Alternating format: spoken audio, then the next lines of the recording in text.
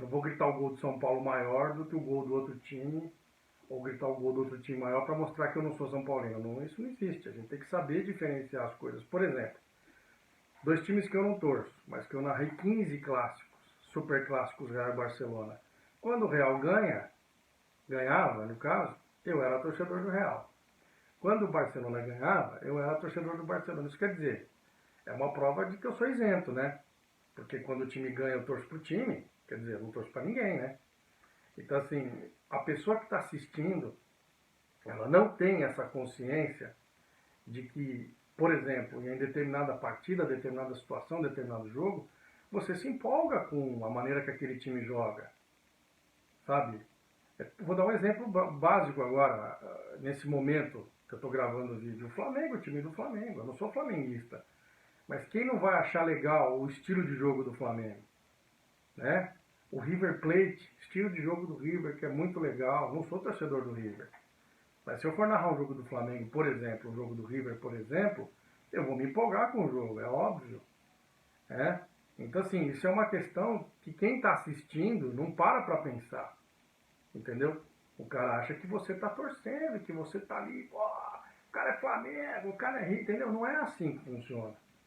Independente do time que você torce, eu tenho certeza que quase que 100% de todos os narradores esportivos, quando eles estão trabalhando, eles estão trabalhando. Os caras são profissionais, entendeu? Não estou aqui fazendo média com meus colegas de profissão, não é isso. Mas eu tenho certeza porque é uma maneira que eu vejo todo mundo lidar com a situação. Entendeu? Existem equipes de esporte que o narrador, ele é torcedor também. Agora em rádio está começando essa moda e tal. É uma coisa que já aconteceu lá no passado na televisão, por exemplo, e hoje... Mas, poxa, na hora que você está ali trabalhando, você tem que ser profissional. Você tem que ser profissional, independente de qualquer coisa. Nesse caso, é uma linha editorial que segue para o cara torcer. Ok, beleza, faz parte do show, não é uma brincadeira, mas como se fosse, né? Entendeu? O motivo é esse. Então, o que você tem que pensar? Tem que pensar que, assim, essas coisas existem, né? E independente do time que o cara torça, o cara é profissional. Ele vai trabalhar lá na hora, bonitinho, e vai ser profissional como tem que ser. Não tem essa de torcer pro time.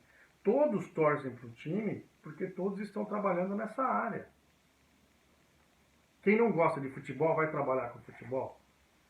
Apesar de que eu já ouvi alguns narradores dizerem que não gostam e gostam de narrar. Não gostam do esporte, mas gostam de narrar. Não sei, sabe? Eu vejo uma contradição nisso aí, né? Mas se o cara consegue fazer isso, poxa, ele é uma sumidade, é um artista, né? É um fenômeno mesmo, um talento gigantesco. Eu gosto de futebol, é um esporte que eu gosto. Eu gosto de ver um jogo bem jogado. Eu gosto de ver estratégia do futebol, por exemplo. Como eu gosto de ver o basquete, como eu gosto de ver o tênis, como eu gosto de ver o vôlei, né? São só alguns exemplos. O rugby, são esportes que eu narro bastante, MMA, lutas e tal. Aí você está narrando uma luta, por exemplo. Bom, o cara tá bem pra caramba, tá fazendo tudo direitinho. Não tem como você não se empolgar com o jeito do cara.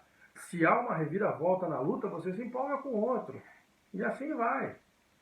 Não é uma questão de que você está torcendo para atleta A ou atleta B. Aí vamos entrar, por exemplo, numa questão, por exemplo, de uma Olimpíada, uma Copa do Mundo. Existe o ufanismo brasileiro? Claro que existe. Né? O Galvão Bueno, o Luciano do Vale são exemplos disso. Que torciam realmente pro Brasil, torcem ainda, né? O Galvão torce, o Luciano infelizmente não está mais aqui, mas torcem pro Brasil, né? Para os atletas brasileiros de uma Olimpíada. E eu não acho que tem nada de errado nisso, porque os outros também torcem, entendeu? Agora, há que se reconhecer quando o outro atleta é melhor. O que eu acho errado, por exemplo, é quando o brasileiro perde, o juiz. Eu lembro na época dos boxeadores cubanos, não, mas os juízes sempre dão para os cubanos e tal. Sabe? Não é bem assim. Em alguma luta ou outra tudo bem, mas os caras eram muito melhores que os outros lutadores, por exemplo, que os brasileiros. Entendeu? O know-how dos caras era muito maior. Muito tempo eles dominavam o cenário internacional do boxe amador. Então tem tudo isso que a gente tem que analisar, né? essa questão de torcida joga muito pra galera, eu também não sou favorável não. Acho que, peraí, vamos lá, né? Vamos com calma e vamos analisar o que está acontecendo. Existem atletas brasileiros que são fenomenais, não tem um décimo da estrutura, da ajuda que tem atletas de outros países, por exemplo, americanos, chineses, enfim, e o cara vai lá e faz bonito, entendeu? Então isso é uma outra questão, né?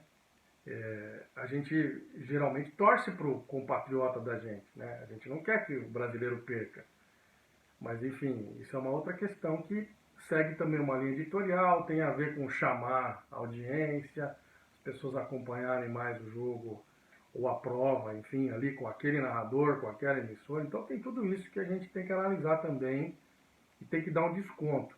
Porque hoje com as redes sociais todo mundo reclama de tudo, né? Todo mundo vira narrador, todo mundo tem razão, o cara dá uma deslizadinha, uma escorregada, já vira meme, entendeu? Então hoje é difícil trabalhar se expondo hoje em dia, não é fácil, não é qualquer pessoa que tem essa vontade, que tem essa coragem, eu até diria, de se expor tanto no trabalho como muitos narradores se expõem hoje, né? Porque as pessoas realmente não entendem como é que as coisas funcionam, como é que acontece.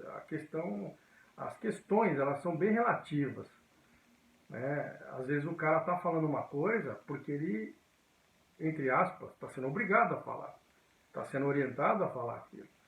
Então, às vezes não é o que ele quer falar, mas ele é profissional, ele está trabalhando, é o trabalho dele, é o emprego dele, ele tem que se manter vivo, né, na profissão.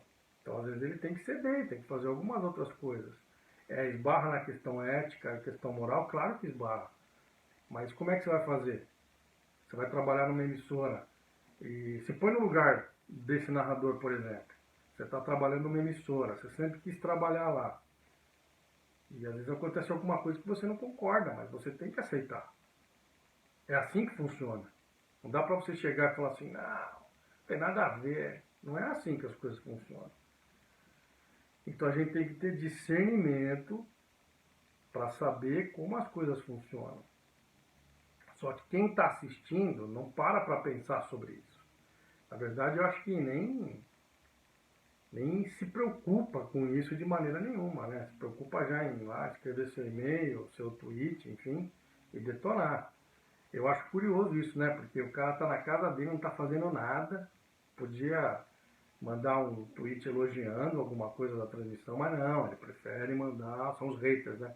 Alguma coisa criticando, detonando quem está trabalhando, né? Então eu acho curioso isso. Eu não perderia o meu tempo, nunca perdi meu tempo para criticar alguém, mesmo que eu não trabalhasse na área, né? Tem tantas áreas que eu não trabalho, tantas pessoas que fazem tantas coisas que eu não concordo, e eu não vou perder meu tempo mandando um tweet para a pessoa ou falando do que a pessoa fez, entendeu? Se eu não concordo.